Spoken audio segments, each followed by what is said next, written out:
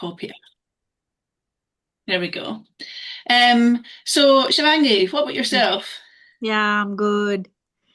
So it's just I have started, yes, but yes, it's not very like I have already done a registration with HMRC, but as I am not a citizen here, so they asked me to send via post. So I filled the form and I sent them last week, I guess, 3rd of March. So I'm waiting for from their response. But meanwhile, I'm applying for exhibition or something. So I have done one exhibition. I have one more pile up on July. I got slot from G41. It's their studio art space. Yeah, yeah. So I have already booked their 4th July exhibition, and I'm looking for if I'll get nearby dates, anything. So it's like that. And meanwhile, I'm try because I have two classes I have done with the get the lady with the a drop-in session. There was a like it's a digital for the Canva and some digital promotion I have then I got to know there is an app. So I'm making the video and I got to know okay how to post it and everything. So it's going good till Hey, now. And amazing. if because I know the Sona is having so many things, so I always touch with her that Sona I need this. Sona, Thank you, Shivangi. Sona, last exhibition, no, that what I have done, the Women's Day, that I have asked you for the magnet, and for sure, like because then I in my mind I have one idea that I have limited budget because I'm investing my money. So I thought to make it with the clay, and it's gone almost. I made it four ear keychains. Then one is most appreciated when they sold out. They Amazing. yeah, so many things I have done, but I thought of let's whatever I have creativity I can before investing somewhere. What I have a creativity in my hand, I do that. So I have done like magnets and keychains.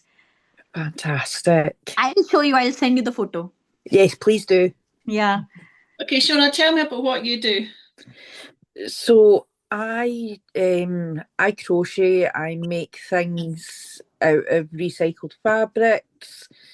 Um I've just started a workshop today um up in Newton Mearns where I've got some of the older community round about me, just getting them out of the house, getting cuppas and crochet.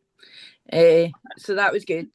Um, but that's really, I'm just really starting out. So I've got a business mentor with one of the disability charities that really helps me. Um, but I'm a bit of a recluse, so I'm a bit of a hobbit. I stay in my house most of the time. I craft from home, but I've built up a bit of a social media presence as well. So I'm getting myself out there and out my comfort zones. It's good. Do you know what? Starting a business is always putting yourself in a really uncomfortable positions. I work with two people just now who they don't like leaving their house at all and they're writing a book. So I'm trying to, over the next 6 months, get them to maybe go to some book clubs just to see what other authors are doing. But Mhm. yeah, it can be hard, but you know, you've got a nice group here anyway, so Yeah. hopefully you're getting good support. Sonia, what about yourself? I did admin and IT, Excellent. and I want to do start learning art and graphics. So if I had to do a business, that's my idea. But if I had to do a business, it would be art and graphic area startup. I'm just starting to learn, like go joining classes in after Easter. So I always wanted to do it, and I've got the chance. That's amazing. How Yeah. exciting. MJ, what about yourself? I was just unmuting myself there. That's all right. You can never Yeah, find it when somebody asks you a question. exactly. I wasn't prepared. Yeah, hi, I'm MJ. I'm training to be a driving instructor at the moment. So I'm partway through the training. I've passed kind of two out of the three tests that you need to do as part of it. And I'm on the last bit, which is my kind of teacher training. I'm learning with a driving school, and my plan is to kind of franchise with them, at least initially, as I'm starting out, because they have, I basically just want a kind of peer support network, and they have a lot of really high quality like learning resources for my pupils as well that I think are going to be an advantage to me starting off. But I am looking at going independent maybe a couple of years down the line once I've found my feet a bit in the industry and I'm a bit more kind of ready to go it alone. Yeah, do you know what? It's such a good thing to do a franchise to start with for all that learning and support, and they're always really good with training. So yeah, that makes so much sense. Amara, how are you? Hi, I'm fine, thank you. Sorry, there's a noise because I'm in a restaurant. Sorry for that. Oh, that's all right. Amara, we're just in a quick round the table. Just to tell me a little bit about your business idea. Sorry, are you asking about business idea? What kind of business I'm doing? Yes, yeah. Basically, I'm beautician and makeup artist, What was that? Sorry? and I'm beautician and makeup artist Oh, makeup artist. Excellent. What a mix. and beautician and makeup artist. Sorry. There's such a mix of people on the call. That's awesome. Okay, perfect. Okay, so I know that other people have got their cameras off. If you want to stick in the chat, if you can, just what you do, it's just really good for me to have an idea of who I've got on the call. That would be awesome. So my name's Heather, and don't worry. I'm just trying to listen because there's a noise, so that's why I'm just keep my phone on my ear, so that's why. That's cool. Yeah. If you got background noise, just stick it on mute, and then we can take yourself off mute once we get to the chat stage. And Islam, don't worry, kids in the background. It's cool. My daughter's headed out for a bit, so I've got peace and quiet. So I'm Heather, and I run a company called Clarity Consultants, and I've worked with Gilded Lily on and off doing support for about 2 or 3 years now. Yeah, I absolutely love it. It's really good. So what I do is I work one-to-one with company owners who are generally from a year up to 10 years established, and we look at where they are just now and where they want to be, and we create a full growth and marketing and sales plan with them. And the way I do that is I do a full day with them to get to know them as an owner. I'm loving the cat, MJ. I do a full audit of them as a person and how they are, what motivates them. Are they extroverts or introverts? Do they want to stand on a stage and speak, or are they better writing? What their personal circumstances are, etc. Because that way you can actually build a plan that allows you to grow properly. Because otherwise, I generally believe that unless you build a company around you and to work for you, it's really hard to stay motivated. Most companies, 50% of companies will fail within the first year, and it's generally because they just don't have that support. And females in Scotland particularly are starting more companies than males are. So having support like this and network like this is really, really important. So I have been asked to do a sort of presentation today on pricing and how to start on pricing. And I'm going to do that, and then we'll have a chat at the end. You can ask me anything you want. What I would say is I can't tell you exactly what to charge people, but I can tell you how to work out what the process is in order to learn what to price.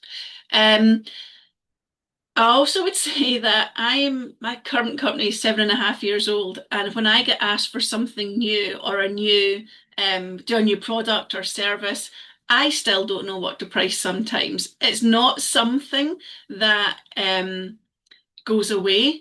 When you start doing something new, everybody's in that position. We're just like, what are we going to do? Having a business group, so having like you guys all together, or I've got a couple of WhatsApp groups with different business networking groups, particularly female groups that I'm in. And it's great because when you're not sure, you can then go out to them and say, what did I do? What's your thoughts? I was going to do this. What do you think? So what I would say is, even once, I don't know how long your program with Guild Lily is, but even once it's over, try and stay in touch and try and make as many contacts as possible so that you've got people to bounce it off of, because running your business can be lonely. I mean, this is my office. Like, this is the size of it. It's tiny. If I stayed in here the whole time, I'd go mad. But yeah, so let's get straight into this. I'm going to go through the full presentation, and when I'm going through it, there's going to be there's going to be an example to try and explain, like, this is a case study, so this is what they would do, this is what this person does, that person does, so that it kind of puts it into an example that makes it easier, because pricing is not the most exciting subject. Hi, how you doing? It's not the most exciting subject to talk about, but it is the most important thing that you should be doing before your business starts.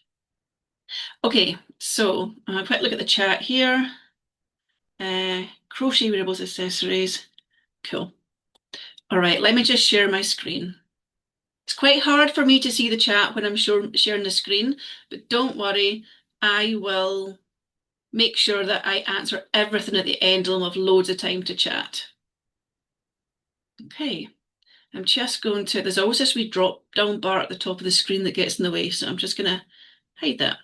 Okay, so how to start pricing your products and services with confidence, because that's the hardest bit, is how do you do that with confidence? And I think it's important to look at what people get wrong, first of all, as well. Now, there's a lot of words in these slides, but I've done it deliberately so that I can send this out to you all afterwards, because it's a lot of information to take in, especially at the end of the day.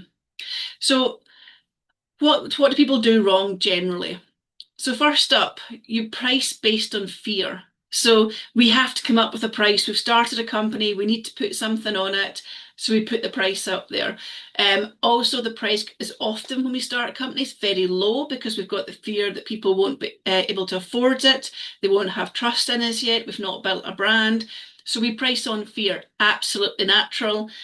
We all do it. Gosh, I've got clients from 7 years ago that are paying literally a quarter of what I charge clients now, because I don't want to change their price, because they were there at the start and I had no idea what to charge. So that's normal. Copying competitors without understanding why. Competitor analysis, going out and finding what other people that do what you do, is so important. It gives you a really great understanding of your marketplace. But just copying those prices without doing a little bit more in-depth research into it doesn't always work, and we'll go into that in a little bit more detail. Only charging for your time is something that a lot of people do. Okay, that takes me an hour, I'll charge an hour. But actually, your time is an individual cost that should be put on top of everything else.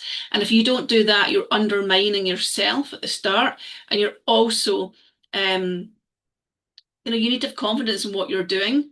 And if you're too cheap and you're not covering all your costs, then there's a lack of confidence from people towards you, because they see you as, well, if they're cheap, they might not be that good. And that's generally not the case, but it's a perception that we have. And that comes into the forgetting your costs as well. Knowing your costs is so important. And I was at fault of this when I started my business. I am a service business. I work with people. At that time, I didn't have a lot of overheads. I had no office or anything. So it's just me and my time. But actually, there was loads of costs I hadn't really taken into account, which we'll go into. And setting prices too low just to seem attractive. Getting sales is one thing, but if it's costing you more to run the business than the sales, then it's a waste of time. And pick a number that people will pay themselves rather than what the customer values. So we all know there's some things that we'll buy that's cheaper, that's good, and there's some things that you have to pay for to get the quality that you need from that product. And there are people out there, I know there's a whole thing, nobody's getting any money just now. It's not true. there are certain pockets of people that have money to spend right now. I was invited for a breakfast with a client in Dishoom in town. I don't know if anyone's been there. Most expensive breakfast in the world. It was delicious, but it was so expensive. And I looked round, I was like, there's people with money, there's people happy to spend for an experience, there's people happy to spend for something that they want. So yeah, you don't always have to think about you have to think about your customer and what are they willing to spend and what are they looking for. Okay, so there's 5 things that pricing should be based on: costs, time, your value, your positioning, and demand and confidence. And we're going to look at each one of these. So first up, let me introduce you to Emma, which is just a random name that I chose. And this is going to give us a really nice case study right through this process so you can see how she uses this. So Emma launches a social media content package for small businesses. She's starting a business offering a monthly package that's got 3 social media posts, captions written, your basic graphic design in Canva, a monthly planning call, posting schedule sent in advance. And at first Emma thinks, I will charge £80 per month. Now, if anyone's doing social media, do not charge £80 a month, it's way too cheap. But Emma thinks, I'll charge that. Then she works through the 5 pricing things that we're going to do. So that gives you an idea. Emma is our go-to for the night. So the first thing is costs. So what does it cost you to deliver the product or service? Now you all have very different businesses on here. So it'll be individual to each of you, but you have to include materials. So every one of you are going to have different materials that you need to run your business. Now, it might be something as simple as you have Canva to advertise the business, or you have a website, and that's what, 150 for the year. There's different things you'll have. And sometimes as you grow your business, you start adding bits on and then kind of lose track. So it's always good maybe at the end of the month to look through your business spends and go, okay, that's what it costs me to actually run the business. So software, travel, see if you're getting a bus or a train anywhere or driving, that's a business cost. Even money just now, if you're traveling to Gilded Lily and you're paying to get there, then that's a business cost. Now, if your business is not making money just now because it's just getting started, then that is what they call director's loan. You are effectively loaning that money to your business until it starts making money. So keep all your receipts of stuff you're spending just now to get it up and running. Yes, sure, I'll send the slides, that's no problem. So everything you're spending just now to get your company up and running is a cost, and you need to keep that all separate so that when your company starts making money, you can actually put that in. If you're having a coffee with a potential client or somewhere, like if you're going to do a exhibition and you have to travel there, you have to buy a coffee there to have a meeting, that is company cost. That is a cost to the business that has to be covered with what you charge people. The time, your actual time just to run the business, this time right now, this is your research and development time within your business as well. Taxes, national insurance, all the boring bits that come with running the business, this all has to be put in. And marketing, even if you're just using social media for marketing, remember that your time to do the social media, the Canva you might need to do it, how are you getting pictures to go onto your social media? If you got a phone, the phone you have just now, are you using that for business? So think about everything you use. Right now, you're all on computers and laptops. These are costs of business, okay? So what does it cost? So go through absolutely everything that you have spent or you need to spend, keep a really good track of it, and then work out what that is and what that's going to be each month based on, say you have 10 customers, then It's best to go for some time. But I come back to the questions at the end. Okay, so keep a really good track of what you're spending. There's some really good programs out there that you probably don't need right at the start, but might be worth looking at, because most systems have free versions to begin with. So for instance, for accounts, I use Xero, which is spelled Xero, and basically it connects your bank account and all the money coming in and out is all there, and you can then match it up with, okay, that's a marketing cost, that's cost of like the money coming in, that's a sale, and it really starts to work it all out for you. Okay, so let's look at Emma. So you would think she didn't have a lot of costs. She's sitting at home doing social media for somebody, but she has her Canva subscription. She's got her scheduling tool, so that could be Metricool, there's hundreds of them, Hootsuite, etc. She's got her Wi-Fi and laptop costs, payment processing fees, and this is something to remember too, if you're taking card payments, you're being charged for that. Her marketing costs, her admin time, and tax to be set aside. So for instance, I need to pay my national insurance every single month myself. I have to pay VAT, I have to pay corporation tax because I'm a limited company. So I have to save at least 20% of everything I make into a separate account to make sure that when those bills come in, it's there. So before she is even paying herself properly, she realises the package that she is charging at £80 is costing her money. So the next one to look at is time. And this is so important because it's the thing that we don't value enough. And I think particularly as females, we do not value our time enough.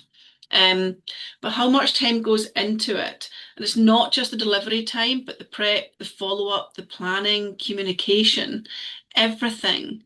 If you spent £1 making something and then you sold it for £2, and even if it cost, maybe a minute to make it, what about this time tonight, this hour and a half? What does your hourly rate work out as? So think about all the time. I had a client last year and she's a voice coach, she was an actress, lovely, but she was so undercharging and she could not see how she could bring her prices up. She couldn't see her own value at all. So I said, before we do anything else, I want you to go away and for a whole month, write down every single thing you do for the company and how long it takes you. Even if it's just checking in to have a look at my emails. You might have a quick look at your emails 3-4 times a day and spend a couple of minutes on each of it. That's 10 minutes. That's a long time as it adds up over the month. So be really clear what you're spending your time on. Make a list. I started with just a notebook, putting down everything.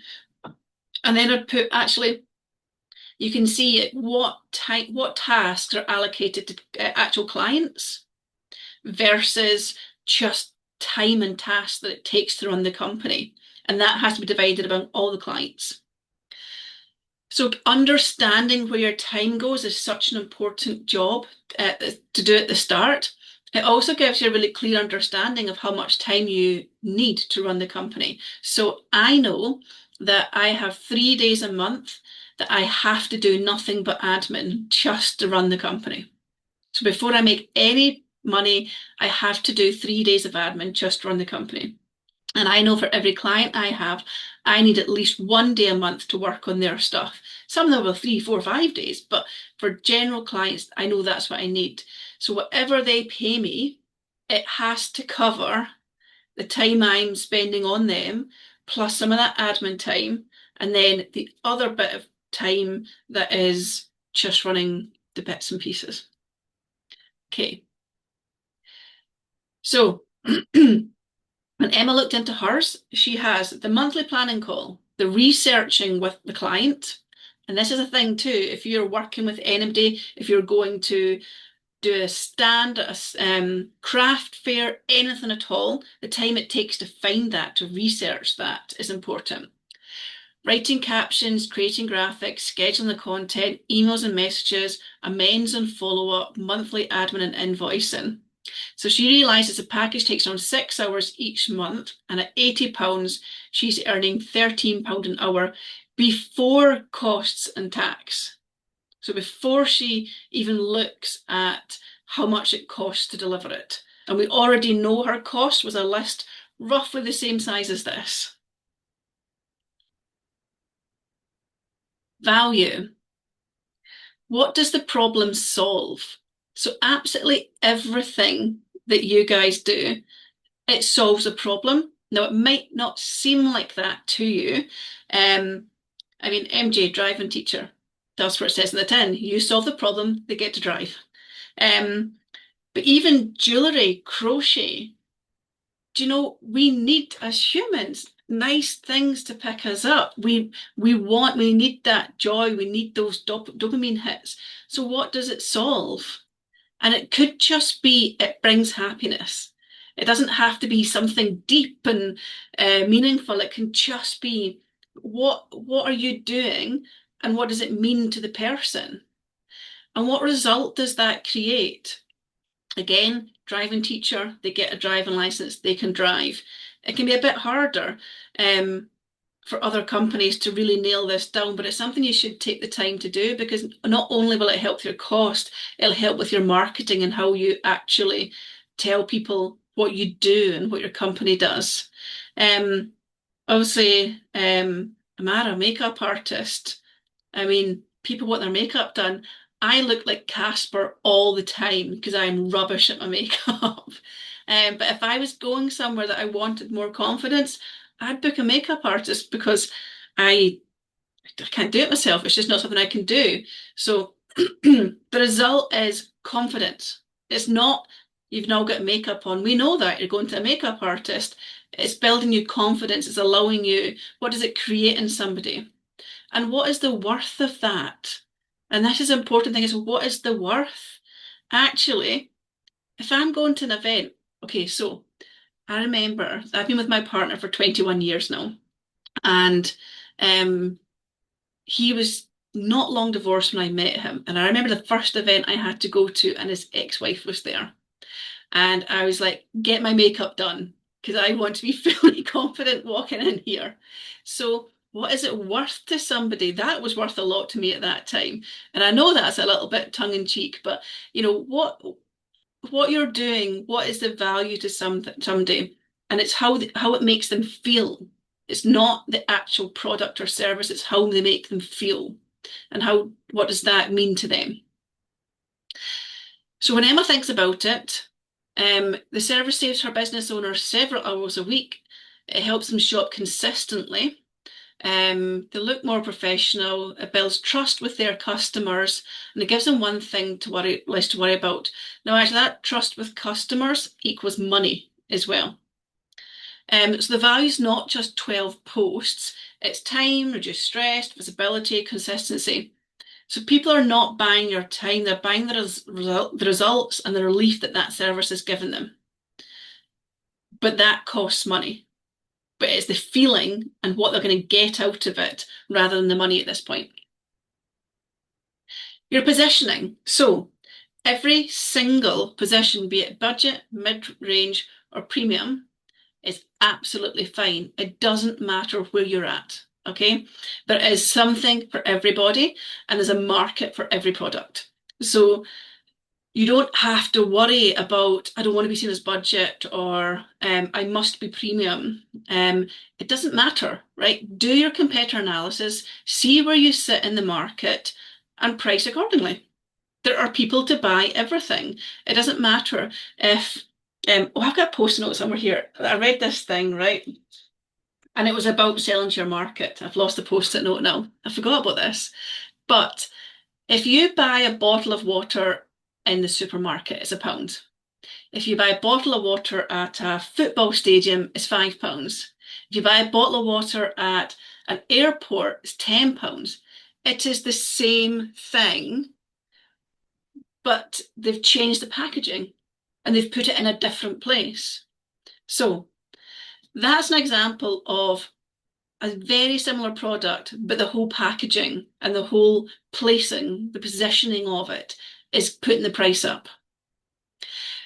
But then you do get other things that actually they're not the same at the different range. So for instance, if we look at, I don't know, let's go with a bar of chocolate, okay? So you've got your premium might be, do you know the wee Lindt chocolates that have got the soft in the middle? They're so tasty. They may be your premium, and your mid-range might be, I don't know, a Galaxy or something, and your budget could be the Aldi or the Lidl chocolate, although I'm obsessed with Lidl chocolate because it tastes like Milka chocolate. But you've got your different price points, and actually they're all really good, but they're very different. But if we look at that Aldi one, actually it tastes just like Milka, which would be put as a premium now. So where are you positioning yourself? Cheap is a position, but it's got to be intentional.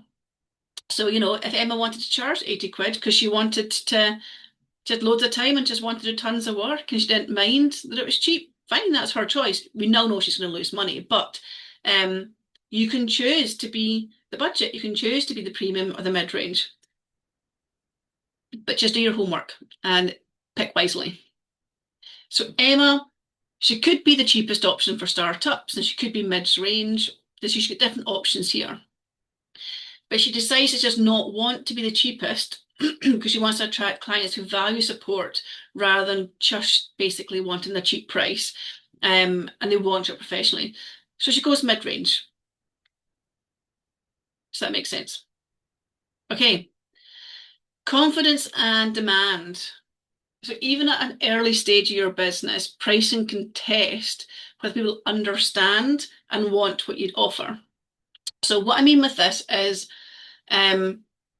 if you do have a premium product or a mid product and you charge cheap prices, people are going to ask why and lose the confidence in you.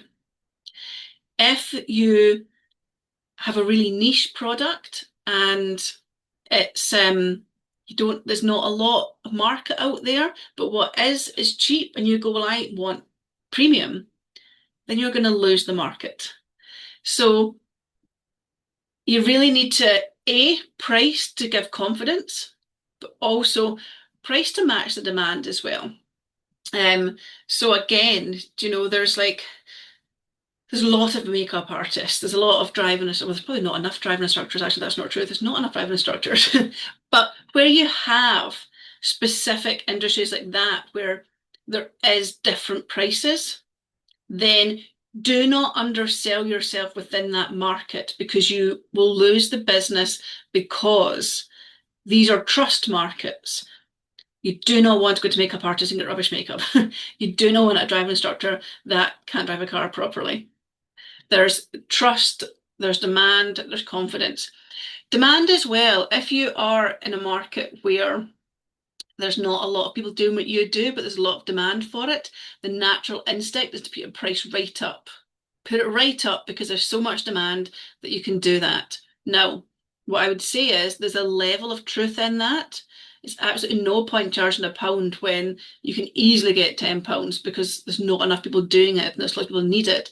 However, where there is demand, there will come more people doing it because they see there's money there to be made. If you are charging really high just because you can, rather than that's what it should be, then when all these other people come in and they go mid-range, you'll start to lose your clientele. Yes, you'll have built confidence before they come in, but once they get better, it starts getting harder and harder. So don't be greedy. Don't miss the opportunity, but don't be greedy. So Emma, so she doesn't have proof yet of what she does. She's new to it. So instead of panicking and undercharging, she uses price testing for the market. So she offers the package to 5 potential clients at £180. So she's already realised the price needs to go up, it's too cheap. For the first 3 months for feedback and testimonials. This is a really common thing in business, like beta testers. Do an introductory price, put it out to people that know that want it. It allows you to make mistakes, it allows you to learn, it allows them to give you honest feedback because they know they're getting a deal. So she does this and she sits and evaluates, she asks questions, she gets those testimonials, and it will allow her to test that market. The first client I ever had, I charged £180. For the same service now, I charge £600. But I had no idea at the time that that was the going rate. I didn't know. I didn't do. I just walked out my job because I hated a manager and totally winged it. And it's good. It's grown. I've made so many mistakes, which makes me better at my job. But yeah, it's you learn as you go. It doesn't have to be perfect right now. So your price is not just about covering costs. It tells people how to view your business. And that's really important. So Emma decided that £80 was too low. A workable introductory offer, 180, but she's likely to go up to 250, 300. So that there is exactly how most businesses start. They have an idea of, oh, I'll try this, I don't want to go too high. They do the pricing, they work out, actually, I just can't survive on that. And then they build confidence, they build testimonials and trust. And trust is value, and they start putting their price up. So it gives it a way to start without being perfect in day one. Okay, so have a quick wee look at the chat there before we go on to the next bit. And the best tool for recording time, there's so many out there. To be honest, I've tried, I can't remember the names of them now, but I've tried so many paid tools to actually track time, and I've tried free ones online as well. But to be honest, the best thing that I've done is I just put a timer on and I just put it in a spreadsheet. Now, as you go further into business, you might look at having something like a CRM, which is a customer relationship management system. And it has all of your customers' details, it attaches to your emails, it tracks your time, it does all these things. I've only just got one 7.5 years in. I should have got one sooner. I used a spreadsheet. The spreadsheet worked for me. But now I'm at the point, it's like the spreadsheet's not working. I'm going to make a mistake somewhere. So honestly, I would say if you're looking for a tool to actually record your time, you're still pressing the on-off button. So decide you want a tool that is going to cost you money, or are you happy to press the on-off button on your phone? Both are absolutely fine. I also think, depending on what your business is, if you're going to be growing it quickly, bringing other people in, and you need that time tool, then have a look now. I did find they were all roughly the same price. I think I was paying about £20 a month or something like that. Okay, next bit. How competitor analysis helps with pricing. So this is a little bit self-explanatory, to be honest. Your competitors, I don't really like the word competitors, right? There's enough space in the market for all of us. And actually, some people will be good at running the business, some people not so good, and the people that can be people will or be really good online, one of the two or both of them. There's different ways to grow. There's so many different ways to grow. But if you can be you, and this is what sells just now, you, in a world where AI, which I love, but where there's AI and there's so much online noise, people want to see you. They want to be able to buy into a person and not just another product or service. So choose 3 to 5 competitors. Now this is for all of you. Whether you are crocheting, making magnets and keychains, it doesn't matter. There's other crochets out there. There's other magnets. There's plenty driving schools and arts and graphics companies. There's tons of stuff out there. Pick 3 to 5 of them. What I would say is pick 3 to 5 that have the clientele that you want to serve, and 3 to 5 that are in your geographical area that you want to serve as well. So it's no point. So I tend to work with people in Scotland, and it tends to be females of 30 plus, just the way it's worked out. So if I was then to go and pick a competitor that's in America working with males, That's not a competitor, it's just another company doing what I do. So pick people that are relevant to you and have a look and see what are they selling, what does it include, how do they describe the results? Remember, what is that? How you're making people feel? What are they getting? Their visible price, if they share it, it's really good. If they don't share the price, it's really good to make an inquiry. Just like however they let you get in touch, be it through social media, their websites, just make an inquiry. Whether they look budget, mid-range, or premium, and then compare that to their marketing and to their price. You know, actually, does it look cheap, but they're charging premium? So do that bit of work, and then what makes them look more expensive or more affordable? So it's not just looking at, okay, there's 5 companies that do what I do, and that's what they charge. Actually, look at the full picture. How are they marketing? How do they look versus their price? What is the quality? And that'll give you a really clear, and then compare it against you and your products and services.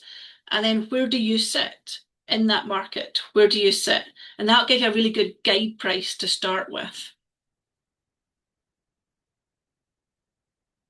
So a competitor analysis gives you a range, but your business decides the right number within it. At the end of the day, it's your business. Like I said at the start, it has to work for you. Okay, is everyone still with me? Okay, so we're going to look at pricing methods. So different ways to price your stuff. So first of all, you can go with time, so hourly or a day rate. And this is really useful with service businesses. And it's also a really easy starting point, but it can cap your earnings. This is where I'm at right now. I have a daily rate and a half-day rate, and I will tweak it for different people. I'll put it up for the big corporates, down for the smaller companies and charities, but I have a day rate and I only have so many days. So obviously I have a cap. Now I have other ways now. I have an online system getting built, and I've got a book that people can do that's coming out in May. So I am building another system that gives me more time back. But that is a cap. But it's a really nice way for me to go, I want to or need to make X amount, therefore I have to have X this number of clients. It's really simple. But as you get bigger, it does cap you. But actually, the good thing about an hourly and a day rate is that it's an easy one to put the price up. So every year, I just say to my clients, it's either a 5 or 10% increase in price. And that just keeps me, well, inflation, costs going up, it just keeps me kind of even though you're putting the price up.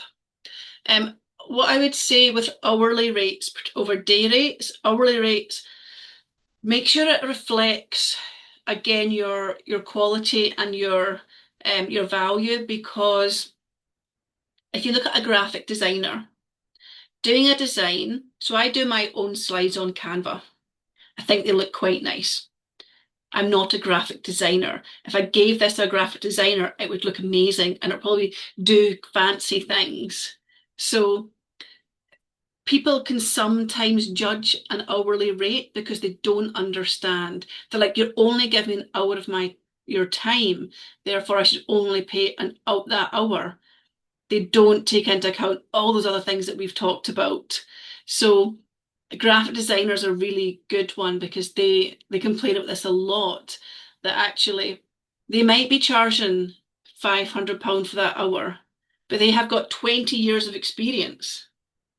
Whereas if I charge the same price to do an hour on Canva for them, it's not really fair, is it? So there's some jobs that you can't, I suppose it's not easy to see the value.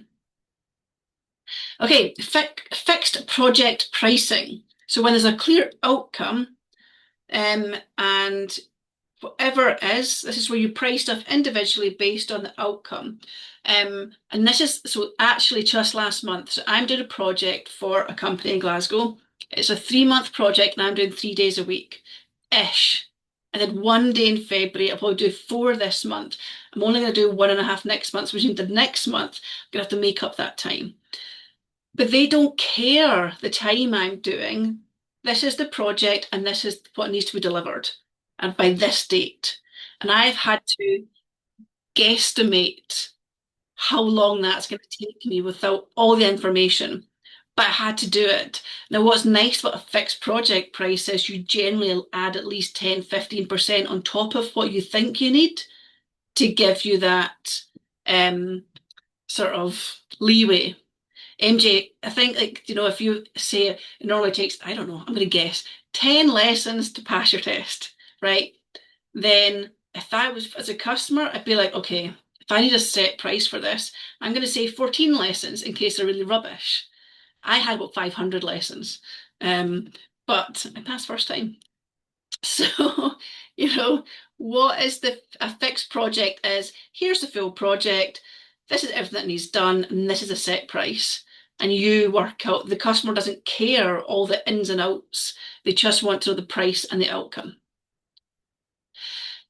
Package pricing, so this will work for quite a few people on here. So if like Emma, she has package prices. So what is the package price? What's included, like a monthly thing. So the social media package, perfect example. I have a graphic virtual assistant and I have a virtual assistant. So my virtual assistant, she charges me an hourly rate for admin work. And my graphic virtual assistant, so this is a graphic designer who has a graphic business, but she also has a graphic VA business. So I send her all my social media posts and she does all the graphics for them. But that's an admin role because it's all done on Canva. She's just tweaking stuff. So she just gives me a price per month, a package price per month for doing that. So effectively 2 VA jobs, so 2 virtual assistant type jobs, slightly different. I could price myself differently, and that works. Product pricing formula.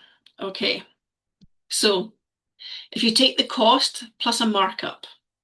When I used to work in hospitality, one of the places I worked had a 75% profit. So whatever it cost, if it cost £1, they had to make 75 pence in profit. So they couldn't spend more than 25p. Now that is a wild profit. They didn't always make it. But what is that margin that you want to make? So I always, and the thing is, it's really hard that I just always said, I want to make at least 50%. I know I have to save the minimum of 20% just to cover bills and costs and tax and VAT and everything else. I know I have to save the minimum of everything I make of 20%. But actually, if I want to invest in the company, if I want to grow, if I want to have a cash buffer, then, and I want to increase my salary each year, which doesn't always happen, sadly, but if I did, then you need to have a bigger buffer. So I was aimed at 50%. And if I could get 40 on average over the year, then I'd be happy with that.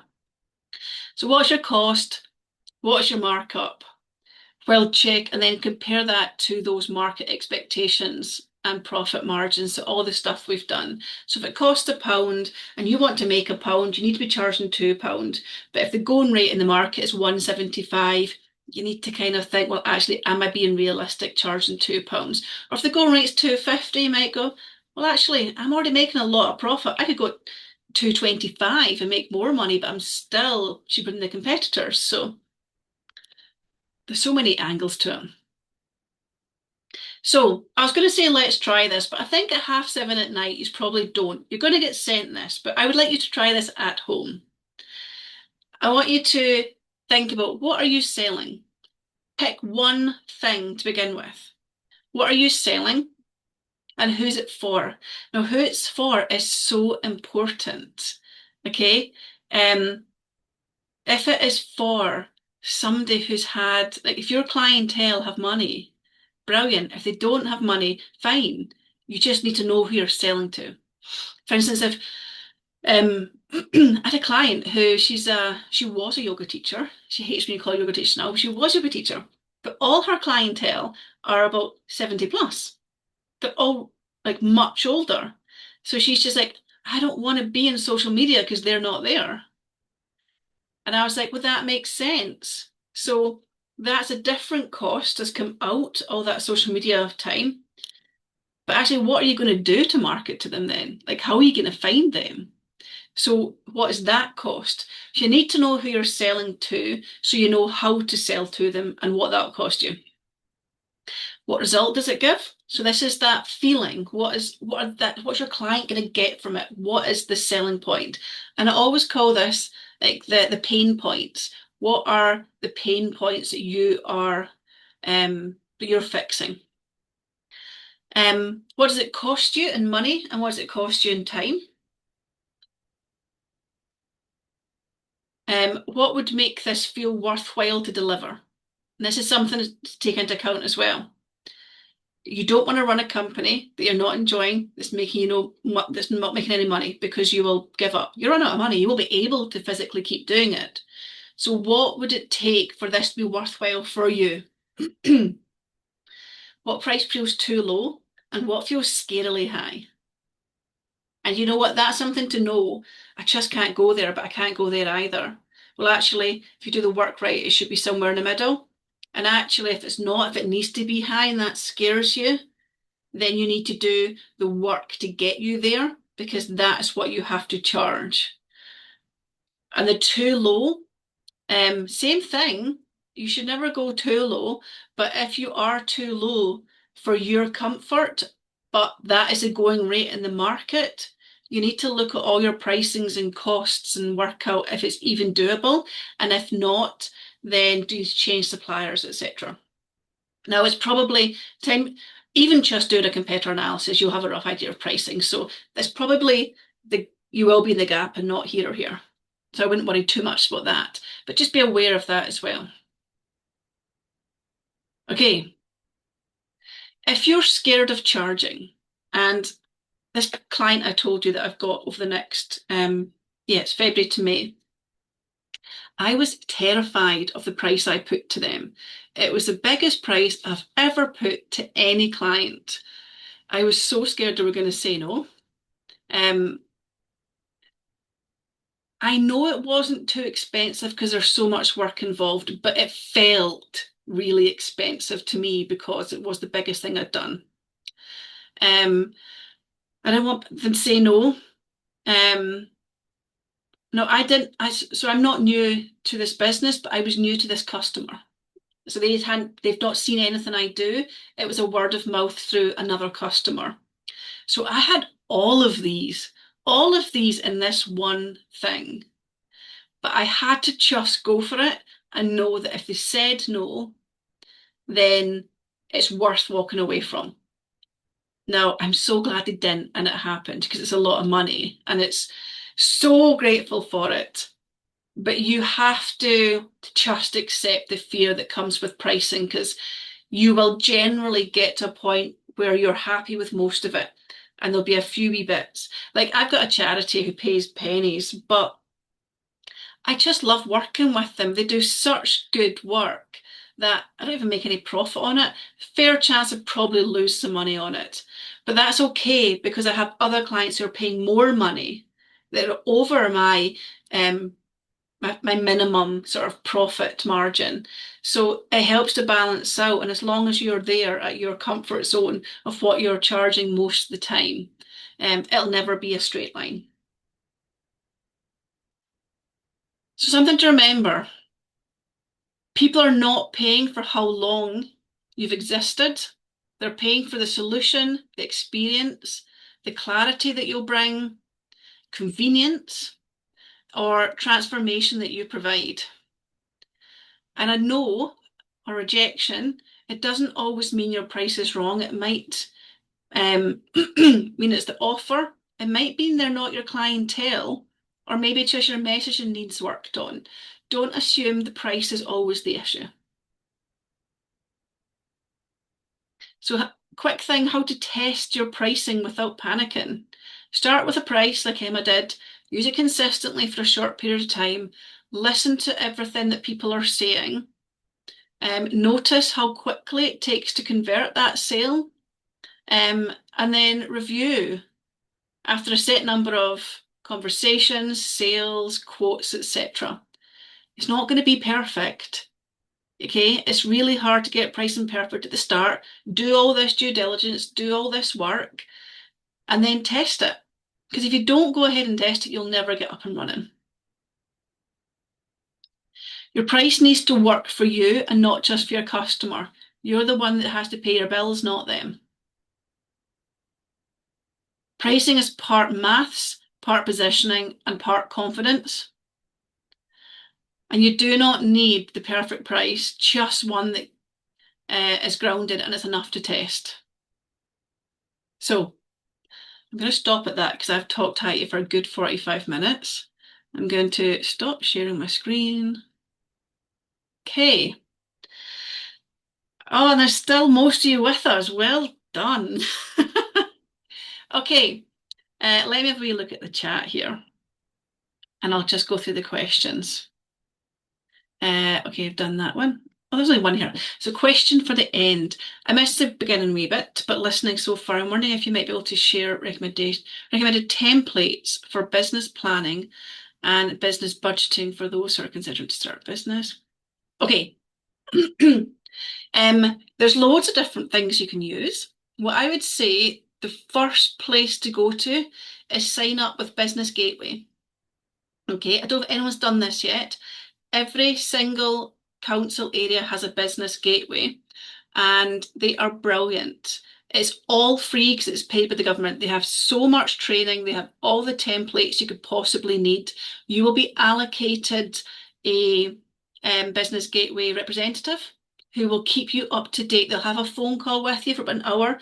They'll go through where you are, what stage you're at, what help you need, and they will be there like forevermore. I still have my Business Gateway advisor from years and years ago, and he actually emailed me today to say, Heather, guess what? Next month there is business growth funding coming to South Lanarkshire. I'm like, thanks, keep me updated. So I would say your first option for anybody at any stage in business is go to Business Gateway and get an advisor there.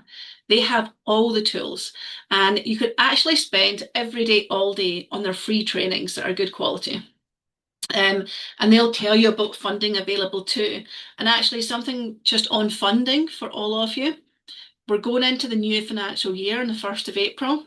This is when all your local council areas, if they get funding, that's when it becomes available. So whatever your council area is, have a look on their website, keep an eye and go to the business section and what support is available. So Business Gateway, but also your local council area. I'd say they're your best ones. There are tons of variations online. What I would say as well is, so Business Gateways have a reputation that it's just tick box exercise. I've done a lot of work with them actually recently, and they're getting away from that. It's all about people, and they understand that everyone's different, so they will give you the right thing. I'm not going to say don't just take random stuff off the internet, because there's some brilliant stuff there, but you can go down a hole and there's so much there. So I'd maybe recommend, and any of you can do this at any stage, even if your business is just an idea, start going to business networking events. Now, I know it sounds horrendous. Okay, I've been going for 20 years and I still get that horrible feeling that of walking into a room of people I don't know and having to speak to them.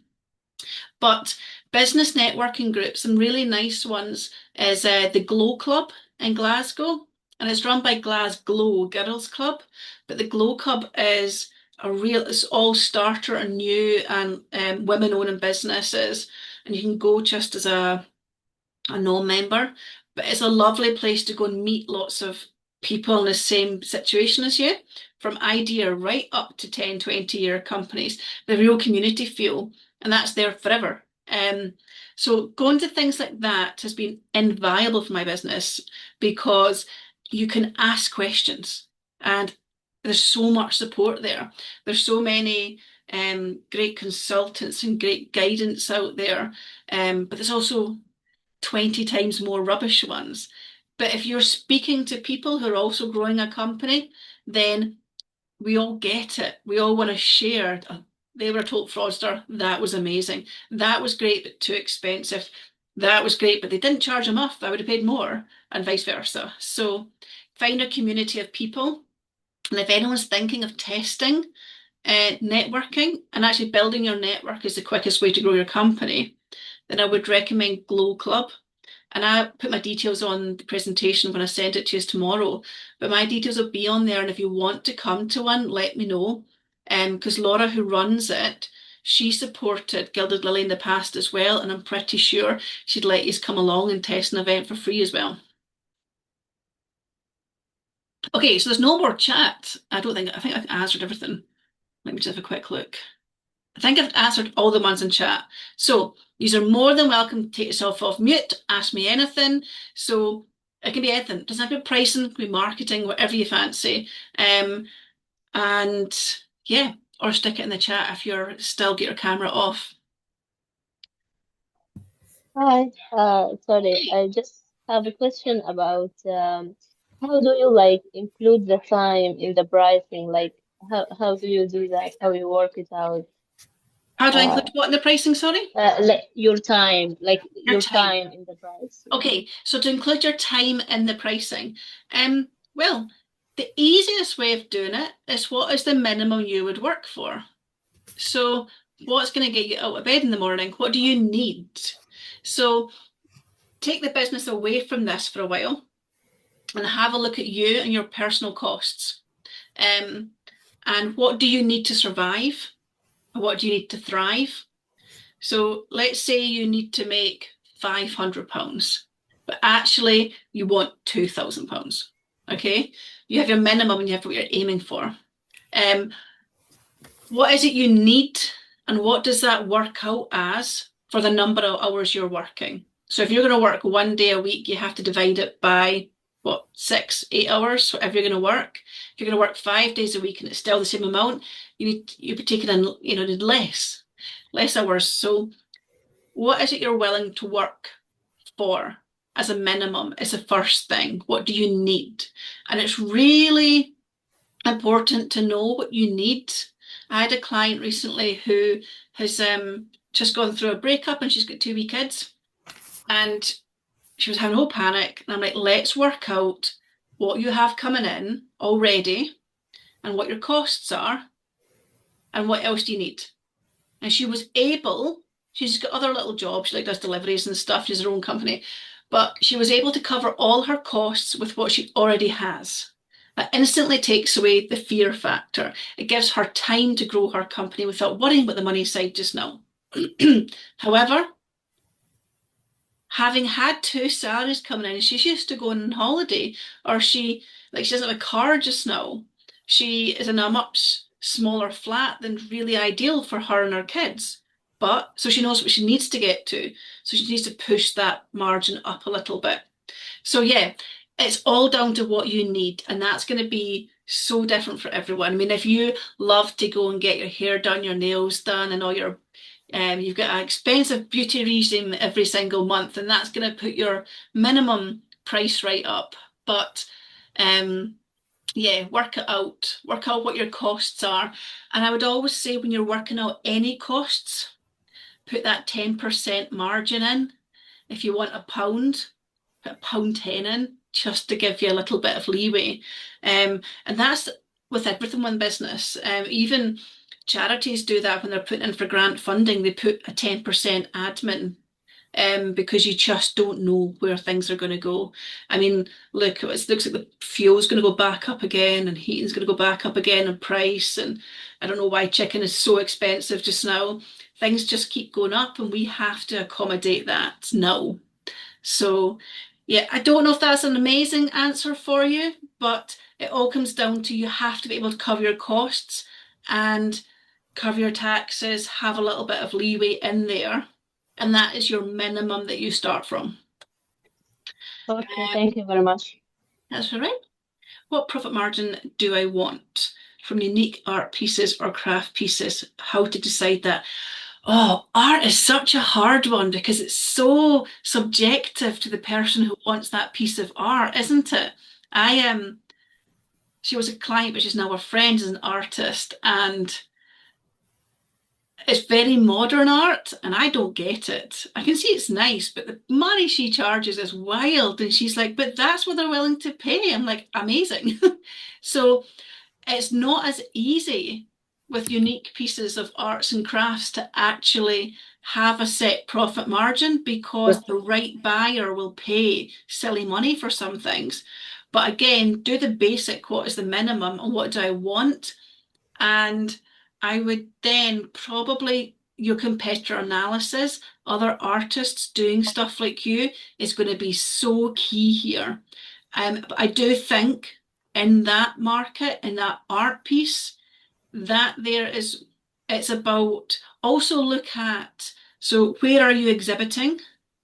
Okay. And who's exhibited before you, and in that area, not like right before you, the day before or something, but who's exhibiting in there and what are the general price of what they're like. If you want to charge £1,000, but everyone else that normally goes there charges £100, or you want to charge £100 and they're selling artwork for £10,000 a week before, you need to pick those exhibition areas that have, know what their clientele sell, because people will go to exhibitions because they know you and your art, or normally they'll go there because they know that exhibition space and they like they're on the mailing list and they want to know what's coming up, and they'll go there to see what exhibitions are coming.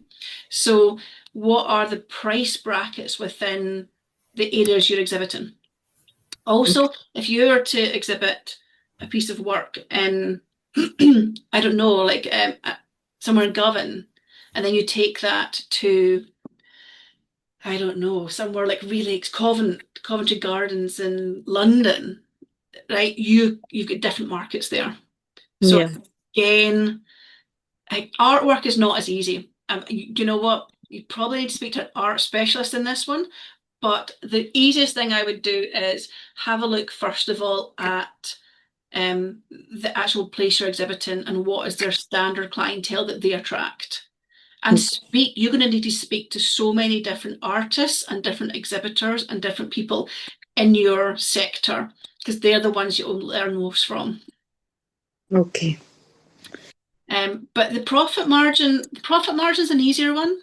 We should all know, again, what that margin should be. We should all know this is my cost and this is what I want to pay to cover all my costs. Okay. And then like there's certain things like what you're doing that might go right up. Whereas again, like a driving lesson's a driving lesson. There's a window. You can't really go above for anything. So yeah, art's it's subjective to the buyer, isn't it? So Yeah. Some because I was stuck like a previous exhibition as well. When I'm seeing the art pieces, the cost for 1,000 and mine was 400 something. So I thought it's again because you are explaining with the slide, so it's fear, because it's the fear that no one that I was thinking if I put it much, so might be not gone, or if that is why I'm just struggling with it right now as well. oh, it's really hard. It's like I'm a business consultant and there's some people charging like 5, 6 times what I charge. Well, that's wild. They're doing the same thing, but that clientele is willing to pay for it. I would speak to the artists. Okay, so I run in the west of Scotland the Professional Speaking Association, and it's massive. It's like art, right? So there's some people that will talk for free because there's clientele in the room that might book them. There's some people who will talk for a couple of £100. There's others who will charge £10,000 to talk for 20 minutes on a stage. Okay, there's no set price, and the biggest thing within that whole speaking world is where are you finding the paid gigs and what on earth are you charging? And the only way we know is because people set up things like the Professional Speaking Association so that we can all talk and share stories and experiences and say, well, I went there and actually they only paid me £100, but I got 6 sales worth £5,000 from the audience. versus, yeah, I got nothing, it's not my clientele, but you know what? They paid me 5 grand. So I stood there and talked. So and there's other things, it's just you need to find a network Yeah. of artists and really immerse yourself in their world and talk. And actually, that creative side are really good with community. Yeah.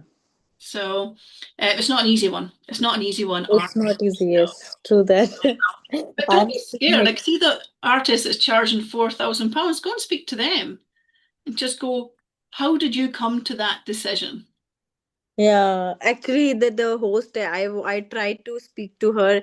Even I asked her that how you calculate that £1,000 for this painting, because that's for just flat one. So she said, I just put it randomly. I said, You know what? Sometimes you have to even just put she has random no prices. idea. It's like I'm very stuck with the comes of income terms of pricing and all. I Yeah. thought, I would oh, speak to wherever you're exhibiting, speak to them and just go, look, yeah. what's the going rate here? Because yes, like while I'm sending some of my work for other galleries also, because I'm always changing as per the areas. Like I was speaking to one of the London-based galleries, so I'm putting the same artwork with higher rate because of the area or like Oh yeah. clientele. Yeah, Remember, if you can afford a flat in London, you can afford a castle in Scotland. So get those yeah, prices up for London. yeah. True that. I'm So still working on it, but yes, this slide is more helpful. Let me look for more details, because yeah, while we are working we forgot to calculate our time, but yes, and now I will calculate with the timer, phone timer. particularly in artwork, it can take so long. Yeah, Yeah, yeah, markets as well. Do you yeah, know, I pricing's a hard one because I feel like I've given you a million jobs to go and do, but you have to do the work in order to know what to price.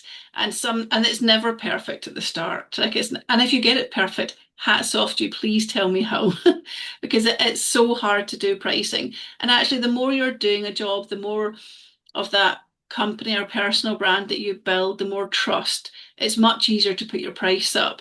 And once you have a really steady clientele or steady money coming in, it doesn't scare you so much to take a punt on putting something up or testing something, because you can risk a sale.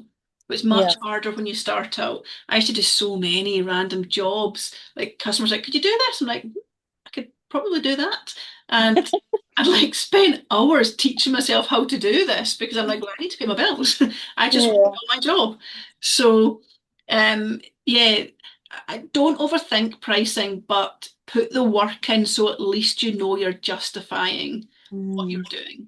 And yeah, that itself, doing the work, will give you confidence in your pricing. Even if it's not right at the start, it will give you confidence to go ahead. yeah. Do that. Thank you. Anyone get any more questions? If not, I am gonna. MJ, you got a question? I was just going to say, I don't really have a question, but I just wanted to say I really enjoyed the presentation and still found it really useful. Good. So yeah, thank you very much. But I'm sorry, I don't have any questions specifically. All questions are good. Hopefully, I've given enough information. Yeah, like presentation is good enough to justify that what is question in coming in our mind, that Yeah. what Oh, we have that's good. spoken with. That's good. Yeah. Normally, I don't like doing too many slides, but I think when you're getting it afterwards, I thought I want to put all the information into it so that you can use it almost like a workbook afterwards as well. This is my third event today, and like if you were trying to tell me, something tonight, I'd be like, no, it's not going in, but I'll watch it back. Um, right, I will send this out. You have my contact details will be in there. I know I've emailed a few of you already that wanted one-to-ones. Please just get in touch. Do you know I'm here?